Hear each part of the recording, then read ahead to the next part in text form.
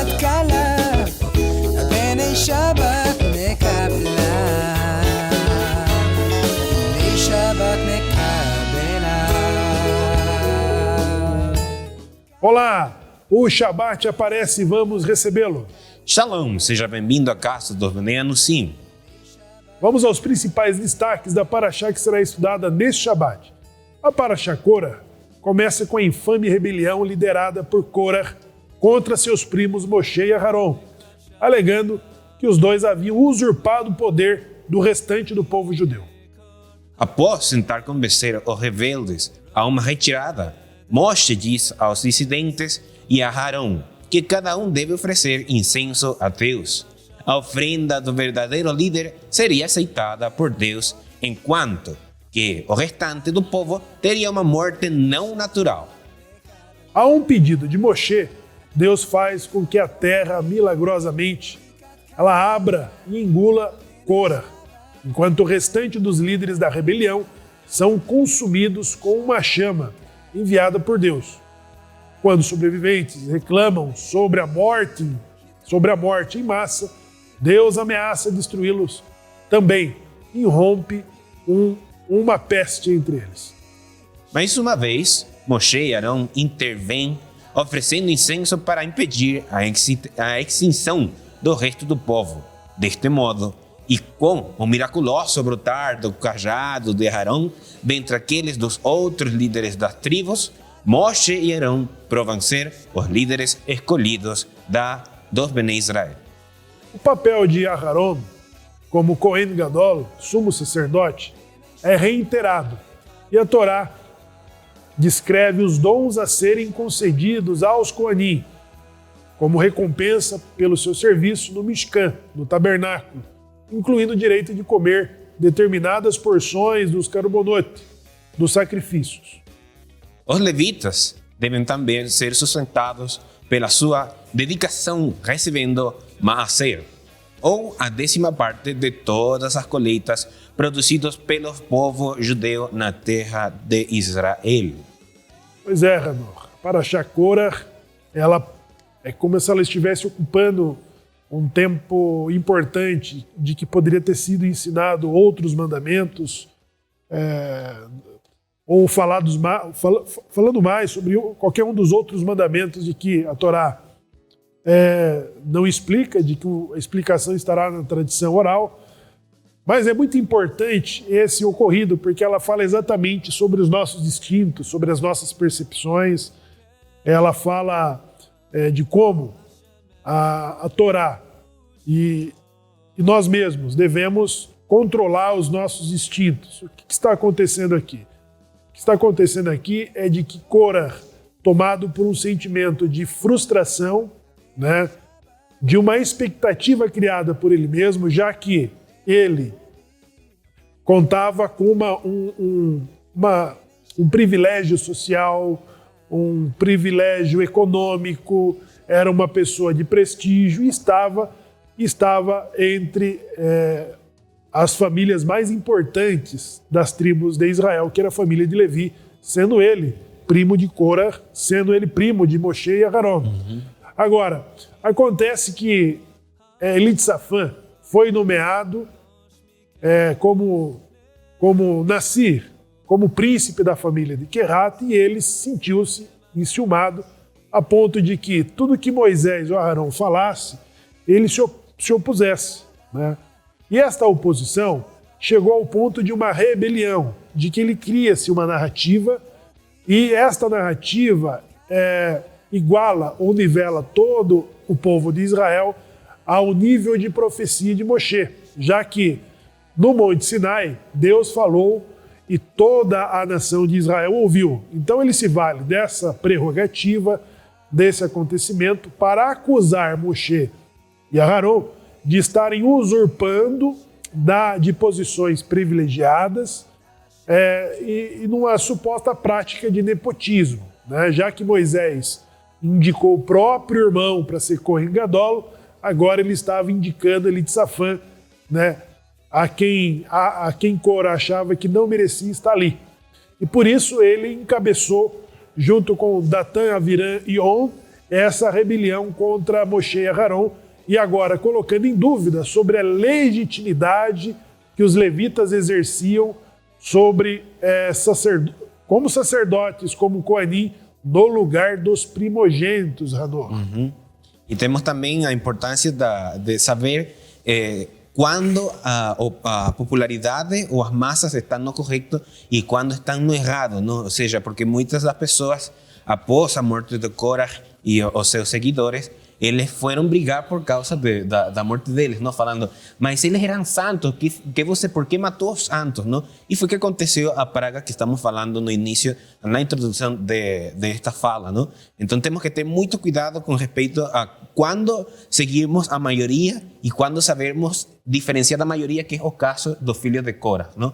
Que eles não morreram no acontecimento porque souberam diferenciar qual era o conselho correto de seu pai ou de seus tios Aarón e Moshe, não? Então nós também temos que distinguir quando temos que ir de um lado ou quando temos que ir para o outro, ainda que o nosso pai ou nossa mãe estejam de um lado, nós temos que saber qual é o lado correto, não? Que é o que nos pede a Torá. Muito bem lembrado, Ranor, que os filhos de Korah não foram engolidos, né? Eles não morreram, até que a Torá diz, e os filhos de Korah não morreram, né? Isso traz dupla mensagem. Primeiro, dessa distinção de que eles tiveram a frieza de analisar de que o pai estava equivocado sobre a rebelião de que eles criaram, né? E por isso foram poupados da destruição e do decreto contra Korah, né? E também, ele não aparece mais no cenário da rebelião do final, ou seja, ele não está entre as vítimas, né? Isso salva o mérito da sua esposa, que também tinha distinção e frieza para ver que a revolta de Korah era tomada por um ciúme e um barato ciúmes e inveja da posição de que ocupavam Moshe e Aharon. Por isso, ela conseguiu evitar de que On se envolvesse ou continuasse se envolvendo com aquilo que culminou na destruição dos demais povos. Ainda falando sobre essa rebelião que ocorre, ela tem muito a nos ensinar, né? Sobre como nós enxergamos as coisas, da fala que Korah teve contra Moisés, quando pediu para que este subisse até ele para conversar, vamos entender, vamos esclarecer, e Korah disse, não subiremos, porventura quer nos arrancar os olhos? O que isso quer dizer, Ranor? Porventura quer nos arrancar os olhos. Eles estavam falando que estava tentando tirar o senso crítico deles, ou seja, de ver as situações onde eles estavam e tentar ficar cegos, não? Ou seja, que eles não tenham como que uma opinião deles mesmos acerca do que estava acontecendo no deserto. Foi a forma de falar, não mudaremos de opinião, né? Não mudaremos de opinião, estamos decididos de que você usurpou a função e pronto, né? Agora, o que aprendemos disso é que nós precisamos, ou seja, nós podemos colocar isso a nosso favor, né? Nós precisamos enxergar o meio ambiente em que estamos e os seus desafios, as suas adversidades, tendo uma opinião própria, ou seja, não enxergar com os olhos da mídia, não enxergar com os olhos das ideologias de um lado ou de outro, ter uma opinião própria sobre o que está ocorrendo, né? Ter uma opinião própria. E termos a flexibilidade de ouvir, né? Ter a flexibilidade de ouvir. Por quê? A massa foram convencidas por meias verdades de uma narrativa construída por Korah, Datã e Avirã. Ou seja, primeiro, as meias verdades é de que, de fato, toda a população dos hebreus que saem do Egito, eles ouviram Deus falar. Ou seja, Moisés, o que você e Aharon pensam ser maiores ou melhores que os outros? Pois todos nós ouvimos Deus, todos nós somos santos. Ou seja, um nivelamento que Korah estabelece de igualdade. Olha só o perigo disso, pessoal. De igualdade, trazendo Moshe e Aharon para o nível em que eles estavam. Ou seja, Igdalo, por exemplo, Ranor, diz que Moshe é o pai e mestre de todos os profetas. E quem dá essa classificação? O próprio Deus, quando diz contra Miriam e Aarão quando esses falavam mal de Moisés. Ele diz assim: com vocês, profetas, Aarão e Miriam, eu falo por sonhos e visões, mas a este Moisés eu falo como quem fala com um amigo, eu falo face a face.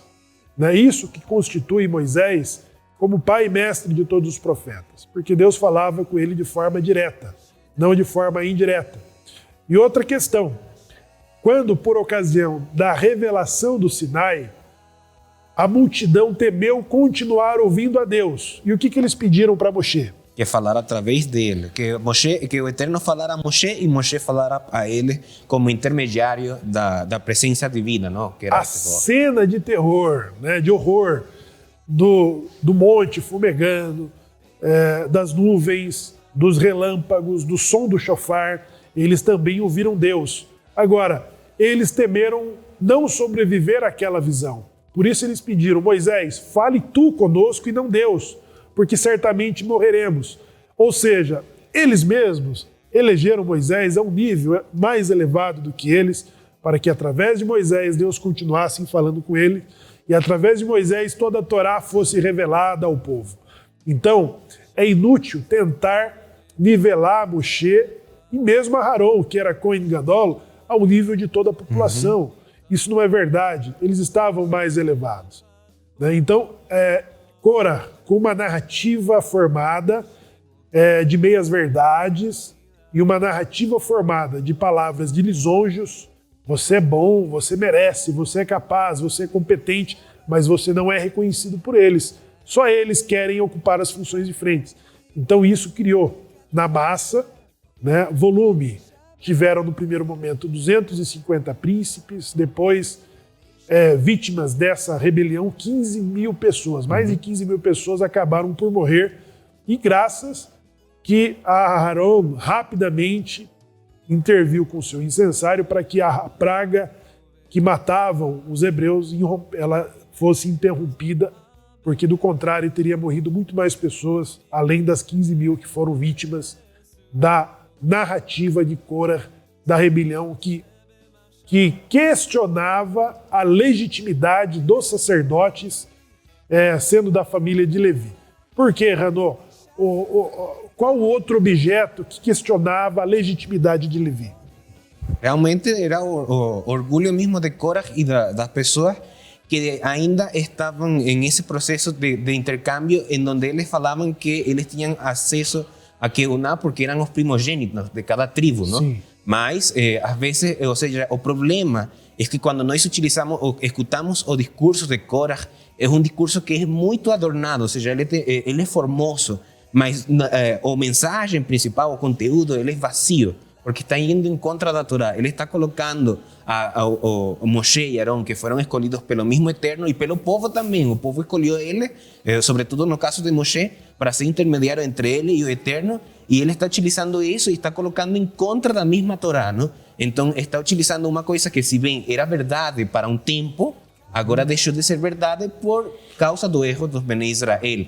E também o caso de que, ou seja, tão influenciado estava pelo seu orgulho que ele decidiu falar que ou seja, que a terra que fluía leite e mel era Mitzrayim, ou seja, era Egito. Então nós temos que escutar muito bem quando escutarmos um discurso desse tipo, temos que escutar todo o discurso e não pegar só pedacinhos do discurso. Quando ele contradiz com a própria Torá, então você já classifica o profeta como falso.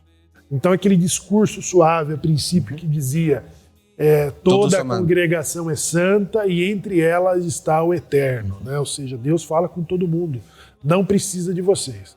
Agora, a partir do momento que ele indica de que a terra que mana leite e mel é o Egito e não Israel, isso é a contextualização de que nós tivemos das duas últimas porções, pessoal. Berraoloterra começa a reclamação pelo maná, né? Seguida do desestímulo dos 12, dos espias, né? Não dos 12, mas daqueles que foram enviados, dos 10, que profanaram e fizeram Lashon Hará da terra prometida. Então, Cora, ele só é uma sequência de uma escalada de desastre que passa a acontecer logo após a saída de Jetro, quando eles reclamam pela falta do que eles comiam no Egito, ou seja, o maná nós estamos enjoados, estamos insatisfeitos, né? Não insaciados. Eles estavam insatisfeitos, então é uma sequência desastrosa que ainda está aqui em Cora, quando esse então lidera, aproveita as circunstâncias, ele se vale de um descontentamento, ou seja, é um momento oportuno de você criar dúvidas, de você criar uma narrativa e questionar a legitimidade de um governo, a legitimidade de uma autoridade, a legitimidade de um estudo, a legitimidade de Torá. Né? Quando você questiona isso, pronto, é o fim de uma massa que está sendo manipulada por essa narrativa e que eles estão olhando o olhar de Cora para questionar sobre a legitimidade dos levitas em relação aos primogênitos. Deus escolheu os primogênitos, porém ele mesmo substituiu os primogênitos pelos levitas, que se mostraram mais honestos, imparciais, a exemplo dos filhos de Cora.